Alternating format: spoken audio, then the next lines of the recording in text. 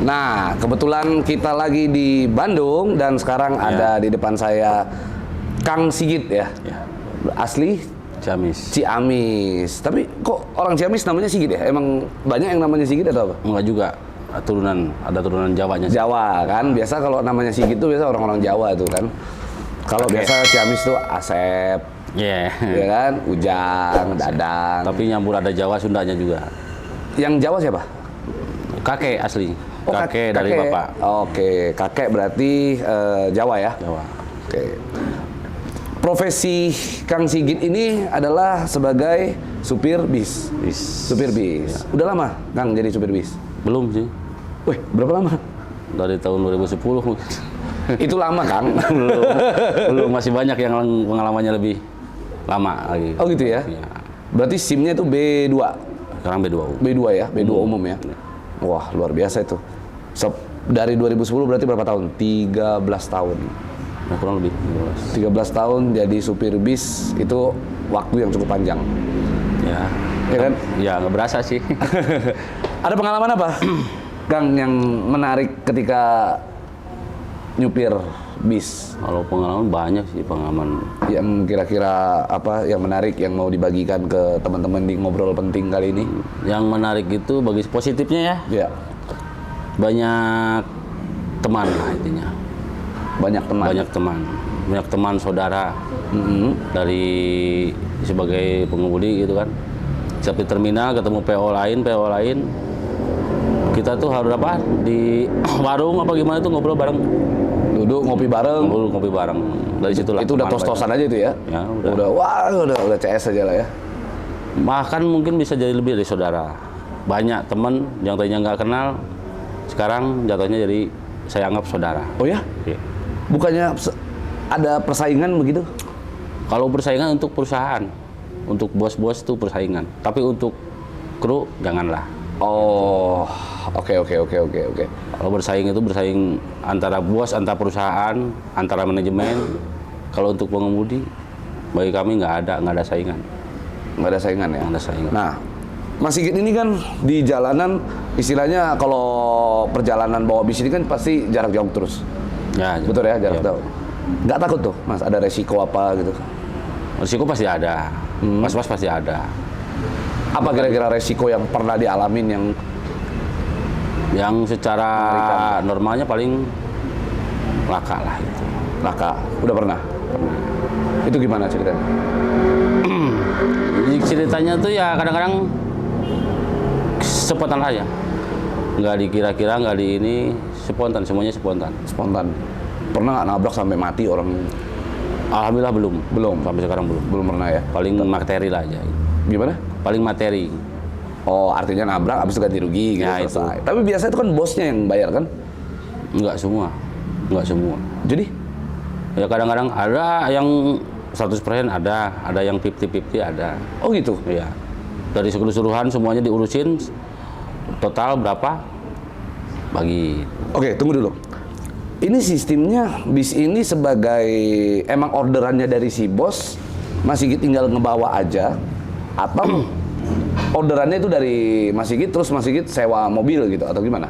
Nah, kalau pariwisata dari si bos, dari kantor. Ya. Kalau pariwisata. Oh. Semuanya pun sekarang di bis malam pun sama, semuanya dari kantor sama agen-agen. Travel lah ya. Travel. Kecuali mungkin kalau masih nyari penumpang sendiri itu namanya bumel. Bumel itu apa? Bumel itu yang setoran. Oh. Kayak di sini kayak Prima Jasa, Bandung, Jakarta, Bekasi itu kan masih ada setoran. Oh, jadi dia Ada. kayak sewa bis gitu ya? Iya, kita yang nyewa gitu. Oh. Jadi dapat duit nggak dapat duit, setor sekian harus sekian per PP. Oh gitu. Kalau nggak dapat pun jadi apa namanya minim. Oke, itu resiko masing-masing Resiko lah ya masing-masing. gitu ya. Nah kalau sekarang artinya orderan dari bos, berarti berapa kira-kira ini kalau boleh tahu nih Kalau penghasilannya? Sistemnya gaji atau apa? Ya kami per hari, dihitung per hari. Dihitung per hari? Berapa tuh? Oh, dalam kota itu sekitar 150, ini yang medium. Oke. Big bus beda lagi. Luar kota 175. Luar kota 175 per hari, dalam kota 150.000. Itu bensin? Kantor semua nanggung. Semua nanggung. Tol juga? Tol kantor. Oh gitu. Iya. Nah, jadi gini, ini pengalaman nih. Iya. Pernah ke Bogor nggak, Mas? Gua dulu sering. Sering kan? Nah, jadi waktu di Bogor, pas di depan warung gua, jadi gua punya warung lah, punya resto lah ya. Di depan itu ada kayak tempat belanjaan oleh-oleh gitu loh. Iya. Ya kan? Ada tempat jualan oleh-oleh. Iya. Terus ini bis berjejer nih panjang. Iya. Pas gue penasaran, gue kira karena di belakang itu kan ada tempat wisata, gue kira dari situ. Ternyata setelah gue tanya, itu bis-bis itu katanya dari mana-mana sengaja muter ke situ untuk berhenti supaya orang belanja oleh-oleh. Iya, betul. Nah, usut punya usut, ya asik gitu ya. Ternyata si bis ini, si supir bis ini dikasih per berhenti di situ, Ya. per sekali ngetem itu 300.000 gitu. Iya. Ada nggak begitu? Iya, memang. Itu memang ada begitu? Iya, ada oleh-oleh begitu. Oh gitu? Iya. Itu benar berarti ada yang sering gitu? Betul. Oh. Dari nggak semuanya, tapi mayoritas seperti itu. Itu nggak rugi tuh orang begitu? Ya? Kalau masalah rugi enggaknya kita nggak tahu. Tapi ya mudah-mudahan sih untung juga gitu kan, mudah-mudahan. Cuma kan dari penumpang juga kan masih banyak yang belanja. Oh. Kalau misalkan dihitung rugi, kemungkinan mereka juga kan nggak bertahan lama. Seperti itu. Oh gitu ya?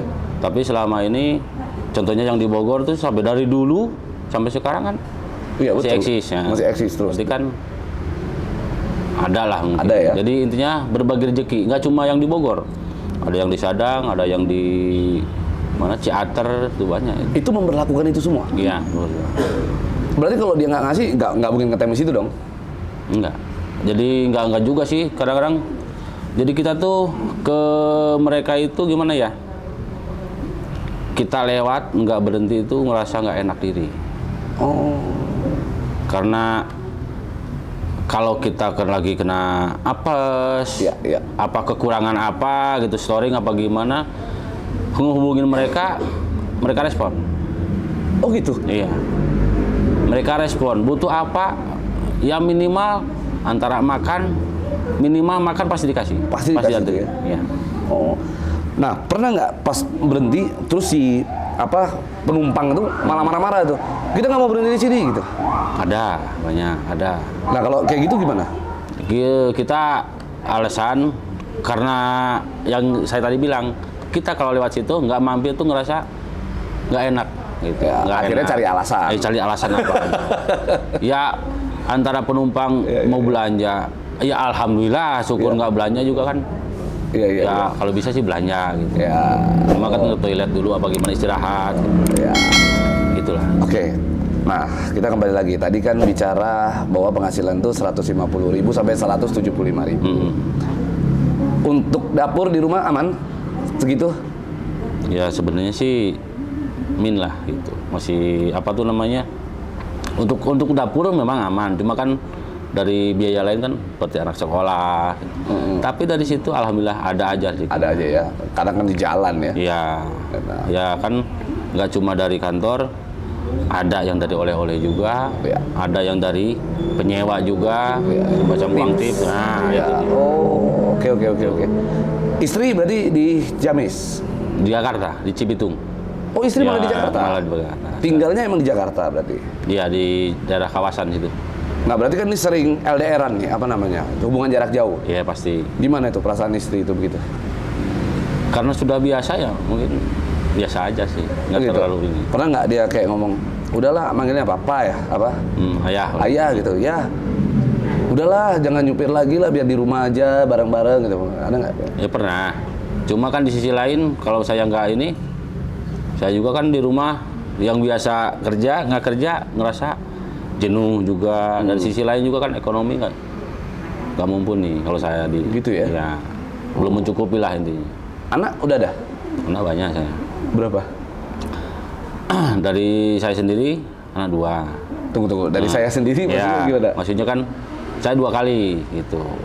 Oh, nikah Nikah 2 2 kali. Itulah memang orang bilang ya, supir bis ini pantang 1 istri kan gitu. Enggak, itu tergantung manusianya, tergantung situasinya juga. Oke. Ya. Gitu. Jadi saya terjun ke dunia bis itu sudah punya anak 2. Gitu. Oh, sudah punya anak 2. Awalnya saya nggak di bis awalnya. Di mana? Di pasar saya jualan. Jualan di pasar. Iya. Oke, habis itu ketemu sama istri. Udah lama sih, yang istri yang sekarang nih ya. Berapa tahun kemudian baru ketemu. Itu ketemunya gimana ceritanya? Awalnya ketemunya itu waktu saya di kerja di bis antar jemput karyawan. Kenal dari situ. Dia karyawannya? Karyawan. Oke. Jatuh cinta lah itu akhirnya ya? Ya, itulah. Berarti kalau dari istri yang sekarang berapa anak? Satu. Berarti 3 semua total? 3 anak. Gitu. Tapi kan istri juga punya 2. Oh, bawa juga, berarti total 5. Ya. Yang paling gede umur? Yang paling gede yang sekarang lah ya. Ya, yang kandung apa yang tiri? Yang tiri. Oh, yang tiri yang paling gede. Paling gede. Dekat nggak sama anak tiri? Dekat. Alhamdulillah dekat semua. Dekat ya, gitu ya. Nggak apa namanya. Saya sendiri ngerasa saya sendiri nggak ada yang beda-bedain. Semua sama. Semua sama ya. Ya. Pernah nggak anak-anak tuh kayak ngeluh, ayah pengen bareng-bareng terus gitu, jangan. Sering. Sering ya. Apalagi anak kandung gitu. Gimana tuh ngobati rasa rindu tuh gimana? Ya sekarang kan ada canggih lah ya. Paling ya kalau pengen ini banget video call gitu. Berarti hanya lewat video call Iya. itu untuk ngobati rasa rindu itu. Iya itu. Tapi kan kalau nggak ketemu tetap aja itu ada yang kurang kan ya? Tetap aja ada yang kurang. Cuma kan gimana lagi keadaan. Saya sendiri harus merantau. Saya sendiri di perantau apapun jangan di rumah ke sana kemari. Gitu ya. Jadi ya sebisa mungkin anak-anak khususnya para pengemudi lah. Ya sabar aja, doakan yang terbaik itu aja sih. Gitu ya. Selama pengalaman jadi supir bis, titik yang paling rendah, yang istilahnya bener-bener wah ini pukulan dalam banget ini buat Mas Sigit itu apa? Ya paling kena apa sih itu? Oh itu ya? Titik paling terendah itu kena apa sih? Rata-rata supir seperti itu. Kalau bagi saya sendiri ya titik paling terendah, paling down itu bikin kita stres, bingung segala macamnya itu. Tuh pas lagi kena apes. Ada nggak yang menarik yang bisa diceritakan? Contoh kasusnya? Kasusnya kalau saya sendiri sih termasuk alhamdulillah 3 kali itu ringan semua. Bagi seorang pengendara itu bagi saya ringan lah. Ringan. Ya. Belum, ya mudah-mudahan jangan sampai terjadi situ, belum pernah sih. Begitu ya? Sampai penumpang luka belum pernah. Oh gitu. Belum pernah ya? Intinya masih dilindungi lah. Oke. Nah, gue baru-baru ini ada teman itu meninggal karena kecelakaan. Iya. Oke, karena kecelakaan. Dia itu sebenarnya yang ditabrak bukan bis. Jadi dia yang nabrak sebenarnya. Iya. Dia yang nabrak, yang ditabrak itu tronton. Tronton dari belakang, dan akhirnya meninggal dunia. Iya. Nah, pada saat dia sudah meninggal dunia, kebetulan dalam satu mobil itu ada 2 orang meninggal tuh. Si supirnya ini itu ditahan selama beberapa hari tuh sama polisi. Nah, itu gimana ya? Kurang tahu juga. Kadang-kadang bukan kita yang salah, tapi tetap kena. Itu. Kira-kira apa itu alasannya, Mas? Kalau alasannya kurang tahu juga sih. Karena saya juga bingung gitu, maksudnya kenapa harus supirnya yang ditahan kan begitu? Jadi katanya kan menghilangkan nyawa orang lain. Itu intinya menghilangkan nyawa orang lain. Tapi alasannya tuh nggak ada. Alasannya tuh yang salahnya siapa, kronologinya siapa. Kemungkinan kalau kronologinya seperti itu, yang nabrak dari belakang, apapun ya, setahu saya, apapun itu yang nabrak dari belakang, tetap yang salah yang belakang. Tetap yang salah yang belakang. Iya. Yang depan nggak bisa. Bahkan kita udah lihat CCTV-nya. Saya udah lihat CCTV. Itu mobil bener-bener dia, ini mobil slow. Dari sini dihajar, ceder, akhirnya meninggal lah. Ya dia yang meninggal dia. Tapi yang ditahan supirnya. Ya itu 3 hari itu. Kalau 3 hari ditahan 3 hari itu untuk mungkin proses BAP biasanya seperti itu. Proses BAP, keterangannya gimana, kesalahannya dari siapa gitu kan, seperti itu. Tapi kadang-kadang gue juga nggak masuk di akal juga gitu kalau ditahan 3 hari untuk proses BAP. Sementara si supir apalah ini ya, yang di depannya yang tidak tahu apa-apa misalnya ya.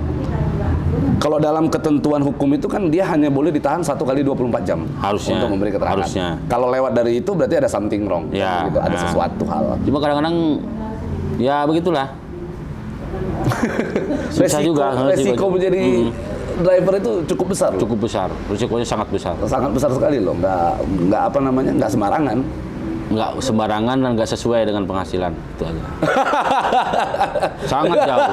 Iya, dibanding dengan risikonya sangat jauh, sangat jauh. Oh, berarti Mas Sigit sendiri menyadari itu ya? Menyadari. Bahwa tidak sesuai ya? Nah, Oke, sekarang. Sangat tidak sesuai. Kalau Mas Sigit ada kesempatan untuk mendapatkan pekerjaan lain gitu. Pekerjaan lain yang mungkin jauh lebih bagus. Pengennya itu apa? Kerja apa? Pekerjaan yang lebih baik. Dagang lagi sih, usaha Dagang. lagi sebenarnya. Karena jujur ya, gue nggak tahu kenapa, gue ngeliat Mas Sigit ini tipe-tipenya itu berbeda dengan supir bis yang selama ini gue lihat. Maksudnya tipe-tipe? Justru kayak lebih kayak ya pedagang, lebih kayak eksekutif, lebih kayak apa ya? Iya, lebih beda lah dengan supir bis yang gue sering temuin. Enggak juga sih, padahal sama aja bagi saya. Bener loh, lebih kalem, lebih apa namanya, berbeda gitu ya. Kita kan, gua tau lah ya tipe-tipe supir bis itu gimana kan. Makanya kenapa itu hal yang buat gua itu untuk pengen tuh wawancarain tuh. Berarti di belakang tuh ada kisah sesuatu tuh. Ya, kenapa bisa jadi supir bis? Ya, awal-awalnya Pasti dulunya nggak susah-susah amat dong. enggak juga sih. Saya juga terus terang nggak ada niatan untuk ke dunia bis kendaraan tuh nggak ada. Nggak ada. Nggak ada. Dulu dagang apa? Saya bikin pabrik tahu. Pabrik tahu. Pabrik tahu. Ya makanya kan Dagang tahu. saya. nggak susah-susah amat. Maksudnya istilahnya ya ada lah. Ada. Ini kan karena ya sudah kecantol di dunia bis, akhirnya nggak bisa lepas aja kan gitu kan? Ya itu. Jadi Gitu. bentuknya tuh, jadi udah ngerasa nyaman ke sana ke sini tuh gimana gitu rasanya tuh. Kayak belum yakin gitu aja. Akhirnya pada saat setelah jadi jadi pedagang tahu tadi itu pabrik tahu bangkrut. Enggak juga. Jadi Enggak juga. Itu saya sekarang masih. Sekarang nurusin adik malah. oh gitu. Adik kandung iya. Berarti supir bis ini sebagai sampingan. Enggak juga. Jadi Untuk tahu saya serahin total dulu ke orang tua. Orang tua, keluarga lah intinya. Iya. Saya sendiri waktu itu berada di titik terendah hidup saya sendiri. Apa itu? Ya, udah ngerasa nggak punya tujuan hidup, ngerasa nggak berguna lah. Kenapa bisa begitu? Nah, kecewa sendiri dari yang pertama itu tadi. Oh. Ngerasa nggak dihargai apa gimana. Sama sekali saya nggak merasa nggak ada gairah hidup. Tetangga awalnya supir angkot, Ya. terjun ke dunia bis. Memang keluarga itu keluarga di kendaraan memang. Suatu hari saya dimintakan 2 supir ya dulu tuh. Ya. Di Hibah Group lah. 2 supir, waktu supir satunya itu lagi libur. Ya. Dia sendirian. Dari situlah awalnya. Saya ditelepon minta ditemenin. 1 PP, 2 PP, dari situ ngerasa kayak menemukan dunia baru. Dunia baru yang bikin kita nyaman, yang bikin kita nggak bosan, nggak jenuh. Rasa, oh betah juga, asik juga di jalan gitu kan. Iya. Dari situ 2 kali ikut dia, saya terjun langsung. Berarti itu dalam rangka move on tuh. Dalam perkembangan itu. Dalam rangka move on itu ya. Ya. Oke, ini kalau gua boleh korek-korek sedikit nih, Mas Sigit. Kan tadi Mas Sigit bilang ada di titik terendah ketika pisah dengan yang pertama. Iya. Betul ya? Kenapa tuh pisahnya? Ada pihak ketiga intinya itu. Dari Mas Sigit apa dari Dari Sigit? sana. Oh. Pada saat itu cinta banget dong ya, Mas Sigit. Bukan masalah begitu. Jadi ngerasa saya sebagai seorang laki-laki yang selama ini memang saya dulunya nakal lah. Nakal di dunia seperti nakal lah dunia anak muda dulu lah gitu kan. Jadi begitu saya kembali ke jalan yang benar kan demi keluarga gitu intinya mah total usaha tiba-tiba seperti itu jadi ngerasa nggak dihargai, ngerasa bukan manusia sama sekali nggak dihargai. Dan itu dengan waktu yang lama. Itu bisa ketahuannya gimana? Ada aja dari telepon, dari apa. Oh gitu. Gimana waktu itu perasaan lu gimana itu? Ya itu dia, nggak ada, nggak Gelap gitu ya. seseorang yang udah mengabdi, intinya ujung-ujungnya nggak dihargai sama sekali. Gimana rasanya? Iya. Itu aja sih. Terus dengan hari ini ketemu dengan istri yang sekarang sangat bersyukur dong ya. Awalnya saya nggak sama sekali nggak percaya dengan perempuan. Oh, Lama, ya? lama sekali saya. Begitu. Ya, saya lama. Bertahun-tahun saya merasa hidup. Bahkan pernah lari dari keluarga sendiri. Oh ya? Nggak pernah ngabarin, nomor HP ganti, nggak pernah ngabarin. Nggak tahu saya di mana, mereka nggak tahu. Nggak ada yang tahu. Selama 1,5 tahun lebih. Jadi saya pikir udah anggap saya jauh mati. Gitu kan. Itu saking apa sih namanya bagi saya tuh nggak guna lagi hidup lah. Saya nggak punya tujuan hidup. Pernah seperti itu. Sampai seperti itu saya. Gitu ya. Padahal dari rumah keluarga sendiri ongkos 5.000 nyampe sebenarnya. Oh. Tapi nggak ada yang tahu saya di situ. Nggak ada yang berupaya untuk nyari. Nyari kemana? Saya di jalan nggak bakal ketemu. Mantap juga. Itu waktu seperti itu pas kebetulan juga saya nemu keluarga teman yang tadinya teman jadi keluarga banyak lah gitu. Ini teman jadi keluarga, ini teman jadi keluarga. Saya hidup di sana sini. Terus hidup di dunia truk juga Bapak Sir waktu itu. Oh pernah juga. Pernah di dunia juga. truk ya. Dengan mantan istri masih pernah ketemu? Belum. Belum pernah ketemu. Gitu. Tapi dia udah nikah lagi kali ya? Udah. Udah nikah lagi. Udah. Anak ditinggalin juga sama dia? Anak sama saya. Ya artinya dia ninggalin kan? Iya, udah. Dia ninggalin kan? Hebat loh. Nah pada saat yang kabur-kaburan itu yang pas titik terendah akhirnya menyendiri, itu anak ikut? Enggak. Terus? Masih sama ibunya. Kalau ingat anak paling hanya bisa menangis sudah. Tanpa sempatan orang diem. Tengah malam apa gimana. Kadang-kadang pagi-pagi kita lagi di kendaraan lihat anak sekolah berangkat data di situ. Ingat tahu bahwa anak saya umur sekian lagi sekolah TK, lagi sekolah SD. Lihat anak sekolah berangkat dianterin apa gimana di situ. Sakitnya itu gimana ya? Ya nggak bisa dibayangkan lah, nggak bisa diomongin. Cuma saya hanya bisa menahan. Seperti itu. Luar biasa. Gitu. Nah, terus terang saya jadi orang tua tuh belum menjadi orang tua yang baik, belum. Wah jauh. Itu aja. Bahkan sekarang anak saya nggak sama saya. Jadi? Titipin di pamannya, di adik saya yang pabrik tahu itu. Di Oh, situ. oke. Di situ juga kan ada kakak saya, ada adik saya, bahkan neneknya pun kan nenek ibu saya tuh sering bolak-balik ke situ. Jadi ke kontrol sama mereka. Tapi masih sering ketemu dong dengan anak. Sering. Kalau saya pulang ketemu. Tapi percayalah mas, anaknya Mas Sigit ngelihat bapaknya begini nih, dia bangga. Ya mudah-mudahan sih ya. Iya kan? Ini kadang-kadang kan saya sendiri ngerasa gagal jadi orang tua gitu. Dimana anak pengen ketemu, udah lama gak pernah ketemu, nggak terhitung 2 bulan 3 bulan nggak ketemu, bisa 6 bulan bisa lebih nggak pernah ketemu. Lama juga. Lama. Ya itulah gimana ya, ya mudah-mudahan aja mereka bisa sabar, bisa ngerti gitu. Ini juga kan untuk biaya mereka juga. Betul. Tapi dalam keadaan begini masih bisa kuat lah, itu rahasianya apa itu? Masih bisa tegar begitu. Gua nggak bisa kalau gua nggak diketemukan sama anak gua, jangankan ini ya. Berapa hari aja ya udah rindunya minta ampun kan. Ya, itu kan tergantung dari keadaan. Beda keadaan, beda situasi, beda rasa, beda. Gitu Semuanya ya? beda. Dari kebiasaannya gimana?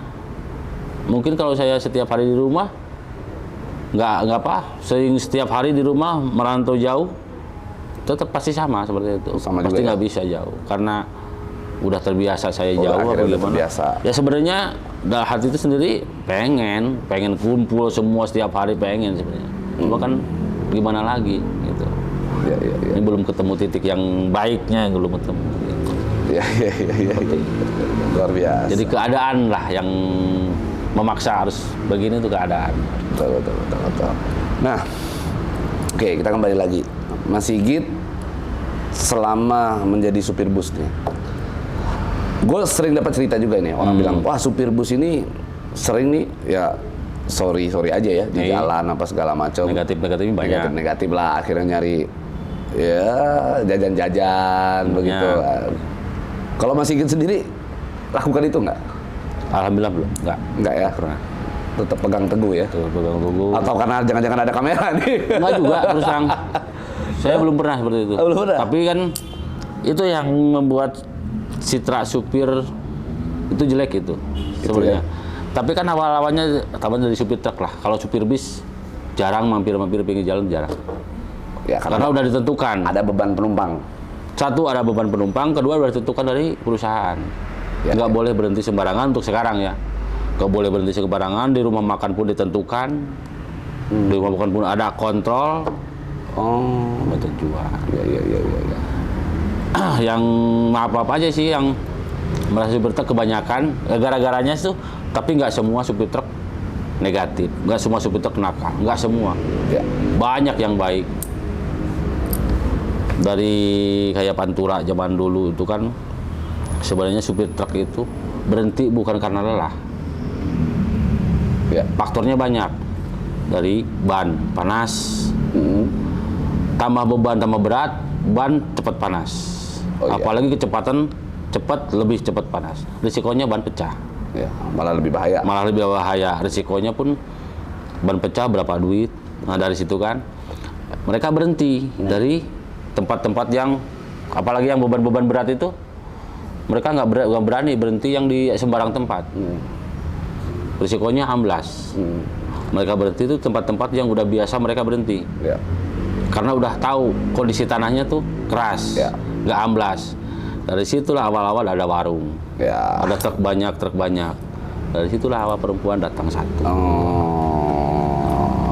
Perempuan-perempuan malam itulah. Itu awalnya di situ. Dia mencari tempat ramai ya, Tempat ramai pasti. supaya laku ya barang dagangannya. Awal seperti itu padahal. Iya. Bukan supir truk bukan mereka dulu yang ada supir truk mampir dulu kan. Awal-awalnya.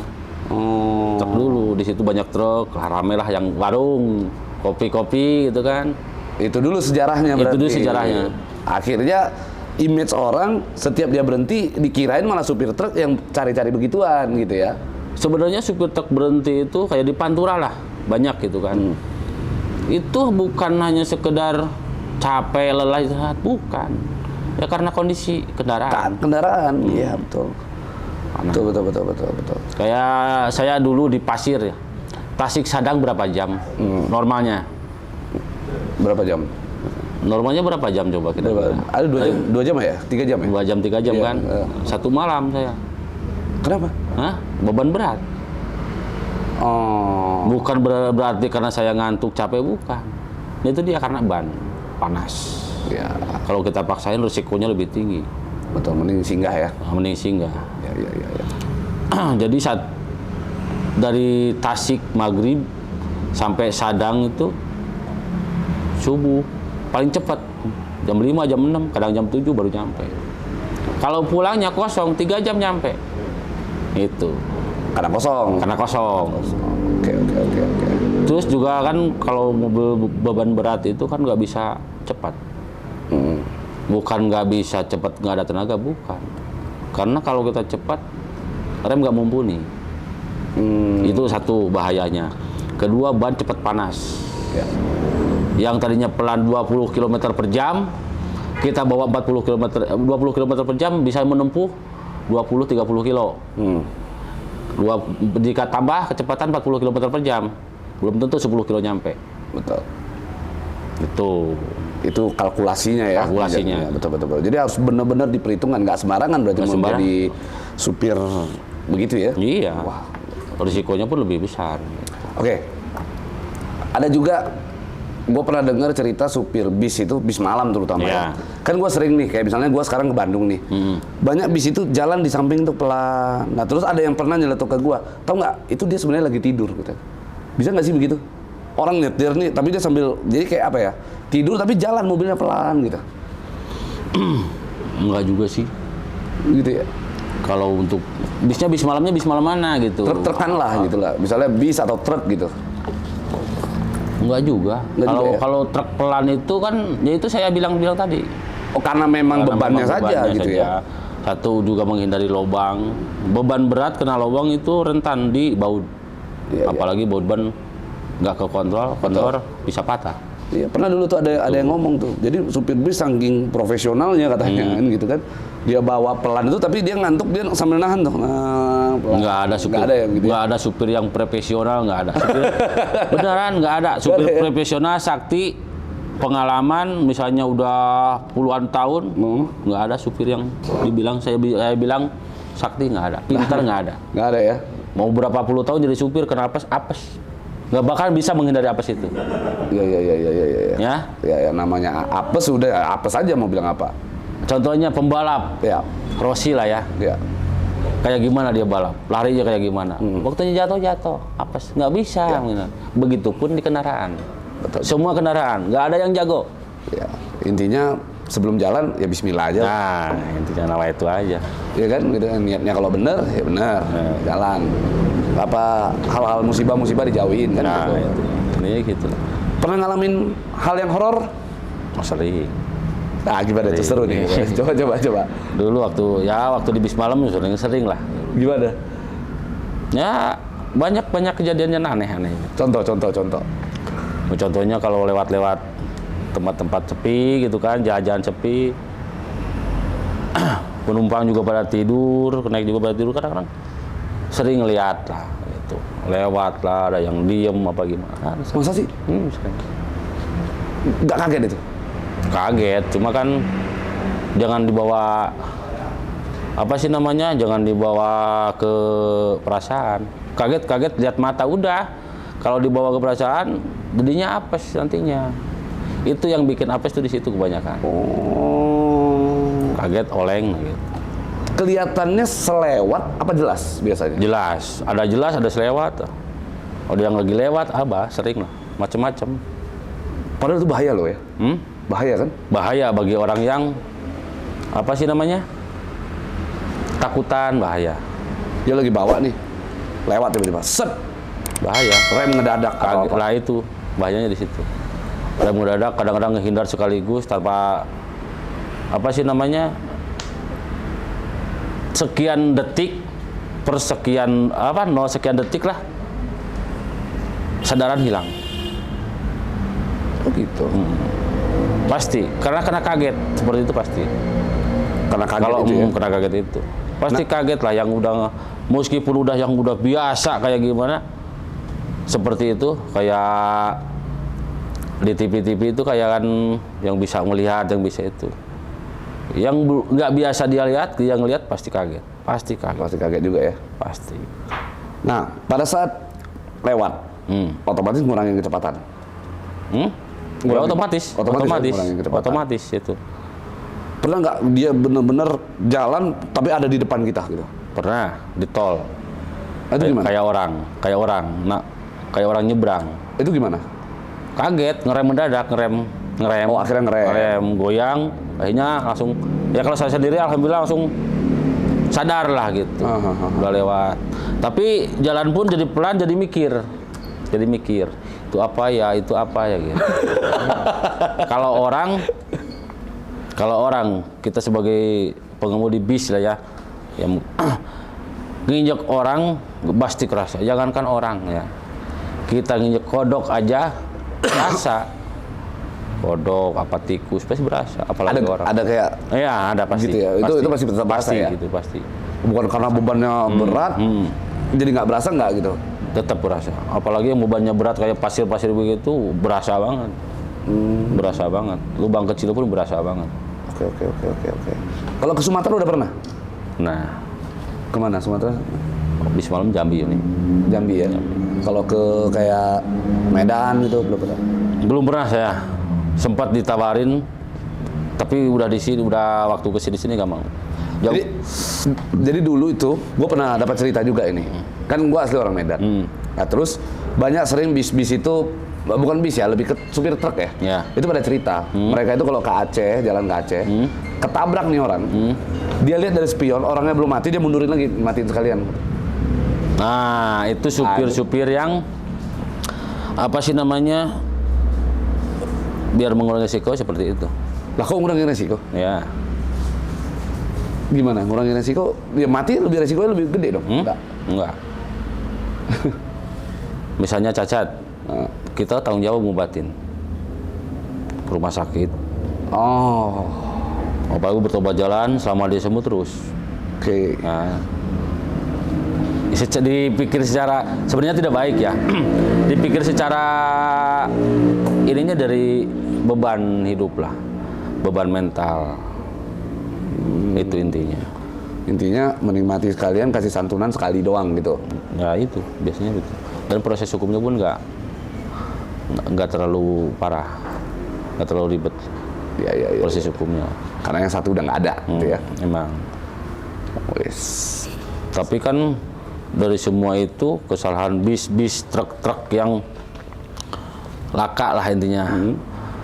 Kayak motor, kayak apa gitu kan. Itu 100% bukan kesalahan supir. Bukan 100% kesalahan supir. Rata-ratanya ya maaf aja bagi pengendara yang lain itu apa sih? Kadang-kadang mereka yang nggak sadar. Motor nyelip, nggak sadar yang di samping itu bis. Bis besar ya. Maaf, bukan roti tawar ya. Betul. Yang disenggol empuk. Iya. Motor kecil kesenggol, nyenggol setanggup bis, Ya. dia oleng. Pental pasti. Dia oleng. Iya. Dan rata-rata olengnya tuh nggak keluar ke dalam. Itu rata-rata. Oh, karena dia tinggi ya.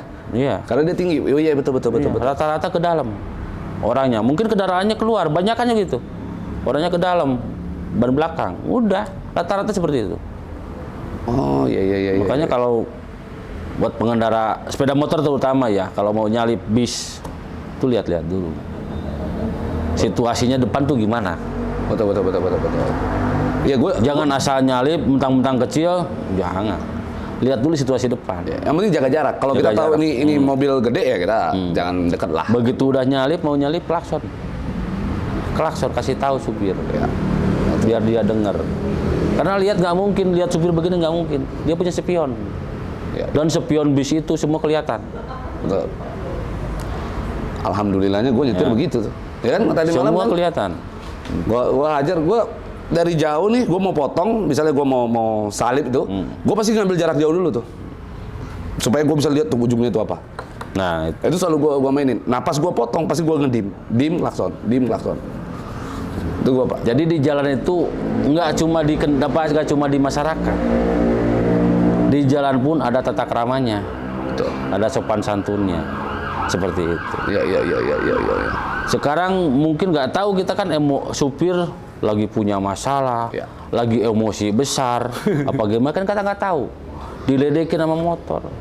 Apa misalnya ya, kalau nggak bisa nahan nafsu bisa ditabrak lintas bisa. Betul. Mau cara gimana pun bisa. Ya. Motor segereknya gimana sih? Kecuali mungkin motor-motor yang 210 cc bisa ngecot-ngecot gitu kan. Kalau masalah di pantura bagaimana itu bisa ngejar motor itu. Bisa ya? Bisa. Iya betul. Intinya sih kita tahu di sana kendaraan besar, hati-hati aja. Nah, itu intinya. Apalagi di belakang, jangan terlalu dekat lah di belakang. Banyak pengguna Nggak motor kelihatan. juga sebenarnya ngawur. Iya itu dia. Pengguna motor itu memang banyak yang ngawur. banyak ngawur. Nggak semua, tapi banyak memang pengguna motor tuh kadang-kadang kalau gue bilang apa ya, nyawanya 9 kali ya. Kita itu bawa kendaraan pasti hati-hati. Ya. Apalagi di kendaraan besar.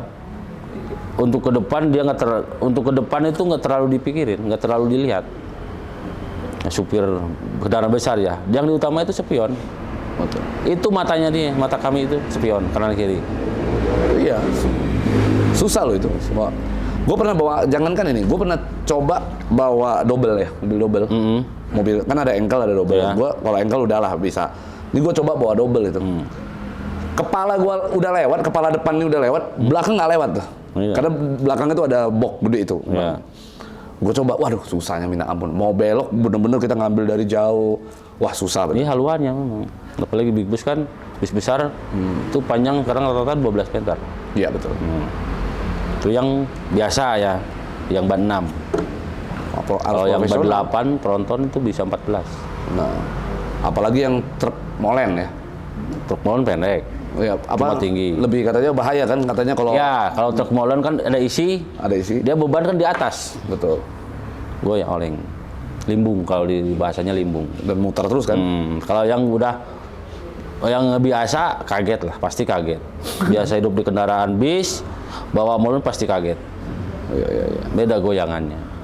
Dan bawanya juga harus dari gigi 2 ya, nggak bisa dari gigi 1 ya katanya ya.